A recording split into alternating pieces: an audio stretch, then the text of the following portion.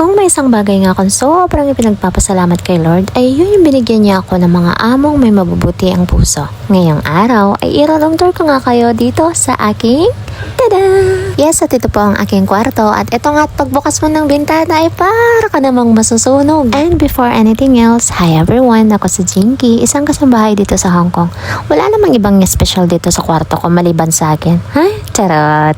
Pero syempre, bilang isang kasambahay dito ay sobrang importante sa atin ang may sariling kwarto o tinatawag na privacy. Pero bago ko nga kayo i-room tour ay syempre magtatrabaho muna ako. Sa mga oras na ito ay 9:30 na ng umaga at naihatid ko na si Toto sa school at syempre kailangan ko munang tapusin ng mga ilan sa mga trabaho ko. At sa mga oras nga na ito ay nakapagluto na rin ako ng pagkain ni Toto para mamaya pagkagaling niya sa school ay pakakainin ko na lang siya. So fast forward na nga tayo. Welcome to a day in my life room tour. Eto nga at pagpasok ng kwarto ay andyan na nga ang aming mahiwagang sampayan. Itong mahabang sampayan na ito ay para sa mga damit ng mga amo ko. At itong bandang itaas naman ay para sa mga damit ko. Mula naman dito sa may bintana ay matatanaw mo nga magandang view at tirik na init pero mga bandang hapon ay makikita mo naman ang sunset kagaya nito. Napakaganda, hindi ba? Dito naman sa ilalim ng higaan ko ay merong mata pero wala naman akong pakialam dyan.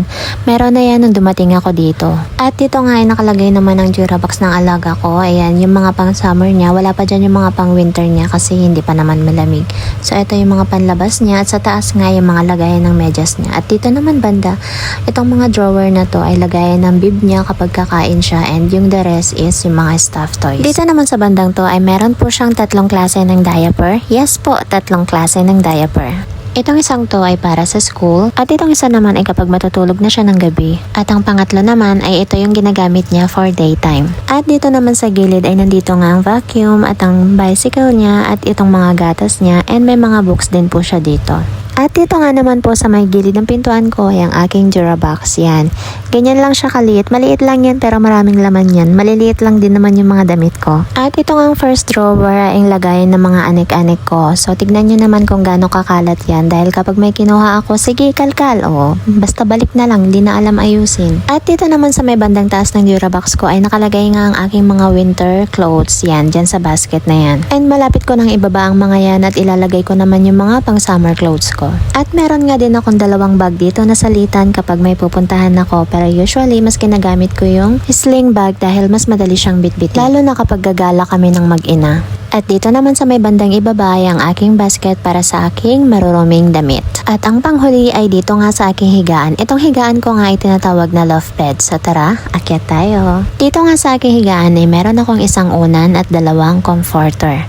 Pero dahil mainit ay ginawa kong unan itong isang comforter dahil hindi ako makatulog sa walang kawiwit o yakap na unan. At dito naman sa bandang gilid ay meron nga akong aircon dito pero hindi ko naman na ginagamit dahil okay naman na ako sa binili ni Sir na fan. At eto nga yung fan na binili niya nung dumating ako dito. At itong ilaw naman na ito ay binili niya ilang araw mula nung dumating ako dito. Dahil napansin nilang hindi ko ginagamit yung ilaw dito sa kwarto ko, paano ba naman ang sakit sa mata? Kaya nanonood ako ng movie, napatay ang ilaw. Kaya binilhan nila ako dahil alam daw nilang masakit sa mata yung ilaw dito sa kwarto ko.